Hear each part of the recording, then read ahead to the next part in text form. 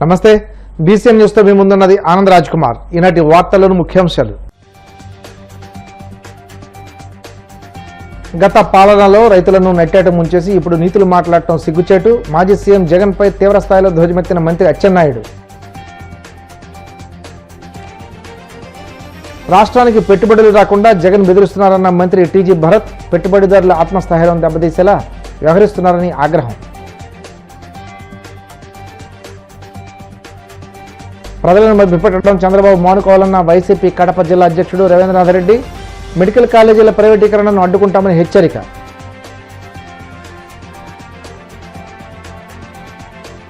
తిరుమల శ్రీవారిని దర్శించుకున్న ప్రముఖ సినీ నటి యాంకర్ శ్రీముఖి. ఆలయ మర్యాదలతో స్వాగతం పలికిన అధికారులు.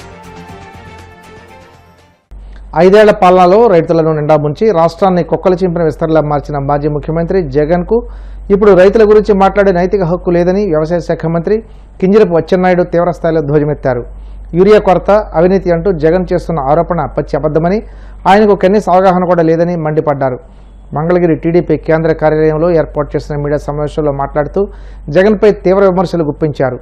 యూరియా కొరతపై జగన్ చేస్తున్నది దుష్ప్రచారమని కొట్టిపారేశారు. కొన్ని ప్రాంతాల్లో అకాల వర్షాలు, మరికొన్ని చోట్ల ముందుగా వర్షాలు పడడంతో యూరియాకు తాత్కాలికంగా డిమాండ్ పెరిగిందే తప్ప కొరత సృష్టించలేదని స్పష్టం చేశారు. ఒక పిచ్చోడికి అధికారం ఇస్తే ఎలా ఉంటుందో 2014-19 మధ్యన 2019 కట్ చేసి 24 మధ్యన మనందరం చూశాం, అనుభవించాం. రాష్ట్రాన్ని కుక్కలి చింపినటువంటి విసిరాగ్గా మార్చాడు. ఇప్పుడు ఆ పిచ్చోడు ప్రతిపక్ష హోదా ఇమ్మని అడుగుతున్నాడు అన్నట్టుగా మాట్లాడడం ప్రారంభించాడు. ఆయనకు అలవాటు అయిపోయింది. ఆంధ్రప్రదేశ్ రాష్ట్రంలో ఏమి జరుగుతుందో కనీసం తెలియలేనటువంటి పరిస్థితి. వారంలో ఒక రోజు రావడం, పూర్తిగా అబద్ధాలు మాట్లాడడం, మళ్ళీ బెంగళూరు వెళ్ళిపోవడం 16 మాసాలుగా ఆనవాయితీగా జరుగుతుంది. 1 మెడికల్ కాలేజీలు, 2 రైతు సమస్యలు. ఈ రెండింటి మీద పూర్తిగా అవగాహన లేనటువంటి వ్యక్తి, 5 సంవత్సరాలు ఒక రాష్ట్రానికి ముఖ్యమంత్రిగా చేసినటువంటి వ్యక్తి ఆ స్థాయిలో మాట్లాడతాడని నేను ఊహించలేదు. ప్రధానంగా రైతుల గురించి మాట్లాడారు. రైతుల గురించి మాట్లాడే నైతిక హక్కు నీకెక్కడుందని చెప్పి ఈ సందర్భంగా తెలియచేస్తున్నాను. 5 సంవత్సరాలు మాట్లాడితే నా హయాంలో ఒక్క రైతైనా రోడ్డు మీదకి వచ్చాడా అని చెప్పి మాట్లాడుతున్నాం. నేను సూటిగా అడుగుతున్నాను, నువ్వు పరిపాలించినటువంటి 5 సంవత్సరాలు 2019 నుంచి 24 వరకు ఈ రాష్ట్రంలో ప్రజాస్వామ్యం అసలు ఉందా? ఎవరైనా సరే బయటకు వచ్చి మాట్లాడే అవకాశం నువ్వు కల్పించావా? మాలాంటి పార్టీకి, మాలాంటి నాయకులకు కూడా కనీసం నోరు విప్పి మాట్లాడే అవకాశం లేకుండా చేసి, మా ప్రభుత్వంలో ఒక్కసారైనా సరే రైతులు రోడ్డు మీదకి వచ్చారని నిస్సిగ్గుగా నువ్వు మాట్లాడుతుంటే ఈరోజు ఆశ్చర్యం కలుగుతుంది. ఈరోజు ప్రధానంగా యూరియా సమస్యను నువ్వు తీసుకొచ్చావు. ఈ దేశంలో కేంద్ర ప్రభుత్వం, అందులో ప్రధానమంత్రి గారు, దేశంలో యూరియా వాడకం చాలా ఎక్కువగా ఉంది, దీనివల్ల అనేక అనర్థాలు వస్తున్నాయి, క్యాన్సర్ వస్తుంది, దీన్ని తగ్గించాలని చెప్పి కేంద్ర ప్రభుత్వం ఒక ప్రకటన చేసింది. ఎప్పుడైతే కేంద్ర ప్రభుత్వం ప్రకటన చేసిందో రైతుల్లో ఒక ఆందోళన వచ్చింది. యూరియా రాదేమో, యూరియా దొరకదేమో. దీనికి తోడు ఫేక్ పార్టీ, ఫేక్ న్యూస్, ఒక ఫేక్ పత్రిక, ఒక ఫేక్ టీవీ నిరంతరం యూరియా దొరకదని ప్రచారం ప్రారంభించింది. సోషల్ మీడియాలో విపరీతంగా ట్రోల్ చేయడం ప్రారంభించారు. మా హయాంలో ఎవ్వరూ రోడ్డు మీదకి రాలేదు.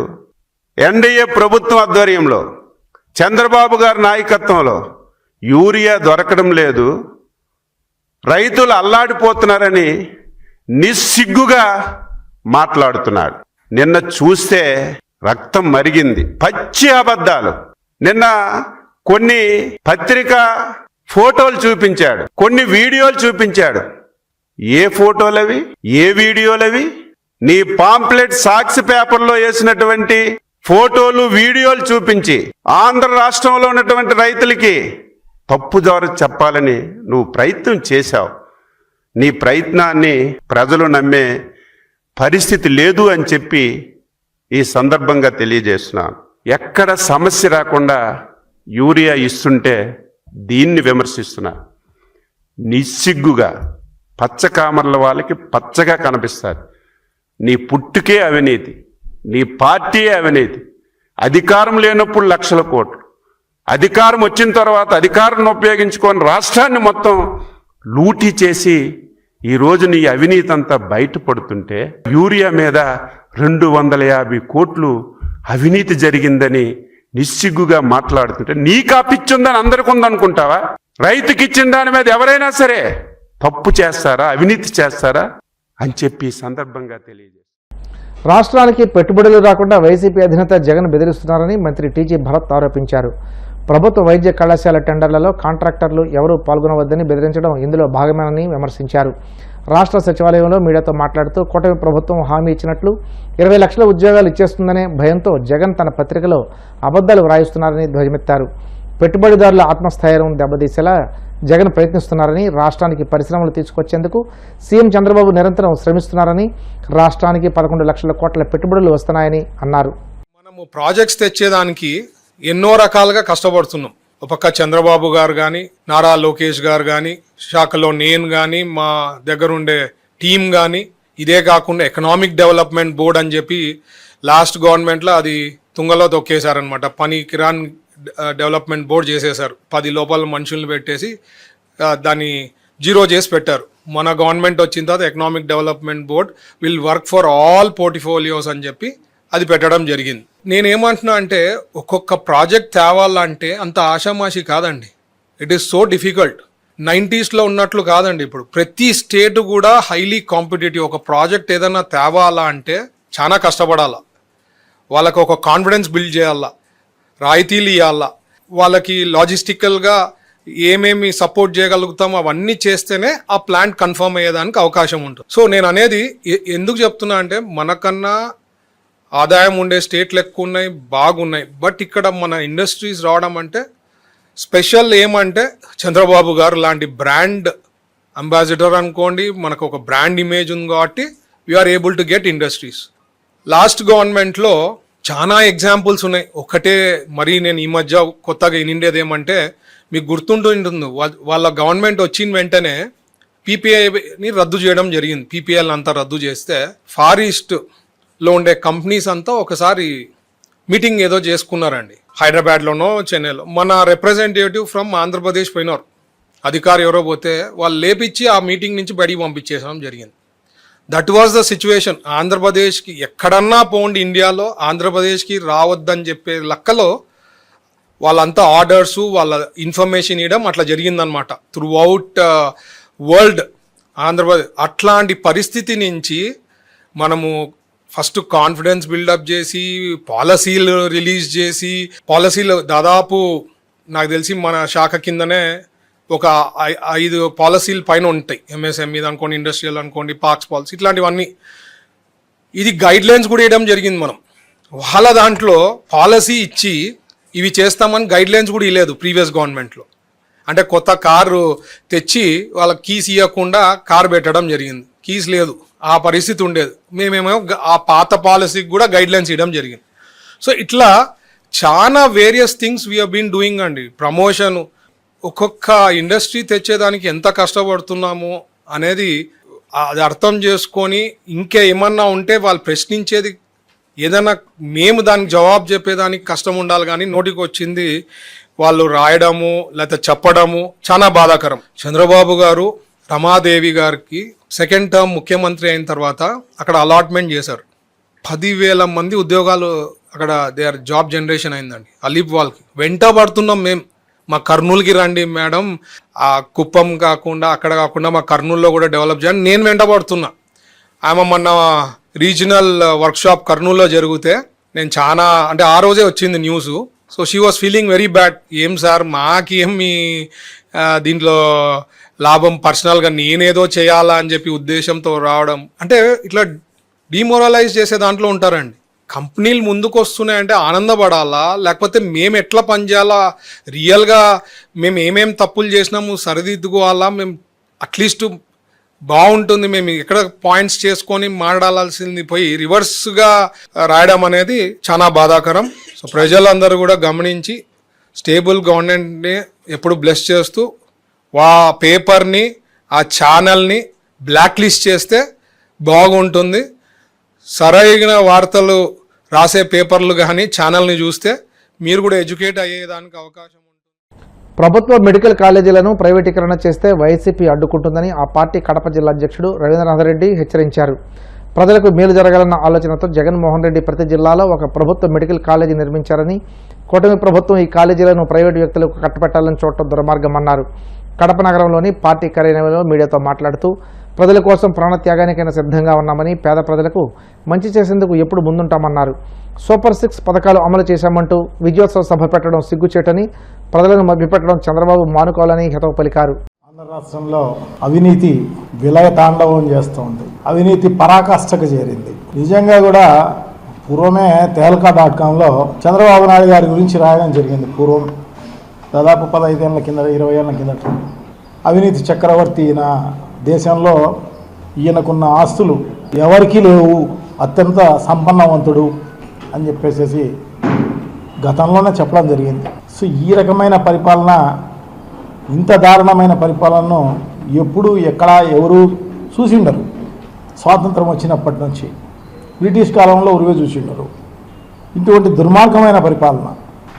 మెడికల్ కాలేజీలు ఒక జగన్మోహన్ రెడ్డి గారు, వైఎస్ఆర్ కాంగ్రెస్ పార్టీ ఒక విజన్ తోటి ప్రజలందరికీ మేలు జరగాలి అన్న ఉద్దేశంతో, ఎందుకంటే కరోనా వచ్చింది. కరోనా దాదాపు 2 ఏళ్ల కాలం ప్రజలందరినీ ఇబ్బంది పెట్టిన పరిస్థితి. రాజధాని లేని రాష్ట్రం ఈ రాష్ట్రం. అన్ని హాస్పిటళ్ళు హైదరాబాద్లో ఉండిపోవడం జరిగింది, పెద్ద పెద్ద హాస్పిటళ్ళన్నీ. సో ఇటువంటి పరిస్థితుల్లో ఈ రాష్ట్రంలో నిజంగా కూడా కష్టం ఎదురు కావడం జరిగింది. సో అయినా కూడా జగన్మోహన్ రెడ్డి గారి పరిపాలనలో కరోనాను అధిగమించి అతి తక్కువ మరణాలు ఈ రాష్ట్రంలో జరిగిన పరిస్థితి మనందరికీ కూడా తెలిసిన విషయమే. అంత బాగా అందరికీ కూడా కరోనాను ఆ కష్టకాలం నుంచి బయటికి తీసుకొచ్చేదానికి అన్ని రకాలైన చర్యలు తీసుకున్న ప్రభుత్వం జగన్మోహన్ రెడ్డి గారి ప్రభుత్వం. సో అటువంటిది భవిష్యత్తులో ఎప్పుడు వచ్చినా ఎటువంటి సందర్భాల్లో ఏమైనా ఇటువంటి వచ్చినా కూడా ప్రజలకు మేలు జరగాలి, ప్రజలకు ఉపయోగపడే విధంగా ఉండాలి అన్న ఉద్దేశంతో జిల్లాకు ఒకటి టీచింగ్ కాలేజీలు విత్ సూపర్ స్పెషాలిటీ హాస్పిటల్స్ పెట్టగలిగితే మంచిది అన్న ఉద్దేశంతో, ఎందుకంటే స్వాతంత్రం వచ్చినప్పటి నుంచి కూడా, దానికంటే ముందు నుంచి కూడా, అంటే 1923 నుంచి 2019 వరకు కూడా 12 మెడికల్ కాలేజీలు మాత్రమే ఉండేటివి. అవి చాలని పరిస్థితుల్లో ఉన్నాయి. ప్రజలకు అందుబాటులో, అందరికీ రాష్ట్రం అంతా ప్రజలందరికీ కూడా అందుబాటులో లేని పరిస్థితి ఉంది. సో ప్రజలకు అందుబాటులో ఉండే విధంగా చేయాలి అన్న ఉద్దేశంతో జిల్లాలను కూడా పెంచి 26 జిల్లాలు ఈ రాష్ట్రంలో పెంచి ఇంకొక 17 మెడికల్ కాలేజీలు, ప్రతి జిల్లాలోనూ ఒక medical college with super speciality hospital తోటి నిర్మించాలని తలపెట్టి ఒక విజన్ తోటి ప్రజలకు ఉపయోగపడాలి, భవిష్యత్తుకు ఉపయోగపడాలి, ఎవరు కూడా ఇబ్బంది పడకూడదు ఇటువంటి కష్టం వచ్చినప్పుడు అని చెప్పేసి ఆలోచన చేసి మెడికల్ కాలేజీలు 17 మెడికల్ కాలేజీలకు శ్రీకారం చుట్టడం జరిగింది. 17 మెడికల్ కాలేజీల్లో అంటే కరోనా 2 ఏళ్ళ కాలం పోతే మిగతా 3 ఏళ్లలో 5 మెడికల్ కాలేజీలు ప్రారంభోత్సవం చేయడం జరిగింది, తరగతులు మొదలు పెట్టడం జరిగింది. ఇంకా 2 కాలేజీలు దాదాపు పూర్తి కావడం జరిగింది, దాంట్లో పులివెందులు మొదలు పెట్టడం జరిగింది. ఇంకా పాడేరు అనేది ఎలక్షన్లకు ముందు ప్రారంభోత్సవం చేయలేదు కానీ పూర్తి కావడం జరిగింది.